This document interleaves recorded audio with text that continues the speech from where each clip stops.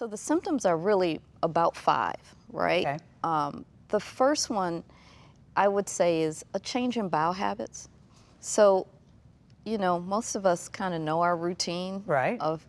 but let's say your routine changes and it is not just a day thing because of something you might have eaten, but it has been persistently different than what it used to be. A change in bowel habits, more diarrhea, or you're having constipation, or you're having a mixture of the two, or a change in the caliber of your stool. So your stool, you know, used to be a certain size and you look and you're like, it's the Looks size of a different. cigarette. It's much smaller, it's narrow.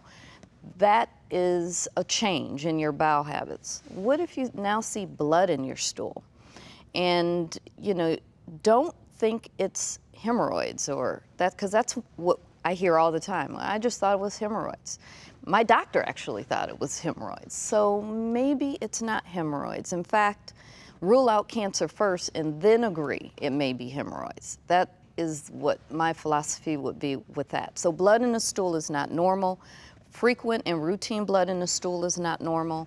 So then abdominal cramping. You now are starting to have a lot of cramping and pain, and you're not feeling like when you pass your stool that you're actually emptying adequately. Then we have what I would call more constitutional symptoms, like if you have lots of blood loss, but you can't really see it in your stool because maybe that it's a slow leak and it's mixing in, you can start to just feel fatigue.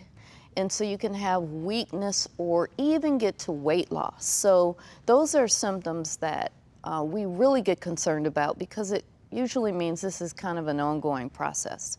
So just to recap, fatigue or weakness, weight loss, a change in bowel habits, blood in the stool, abdominal cramping, change in the caliber of stool.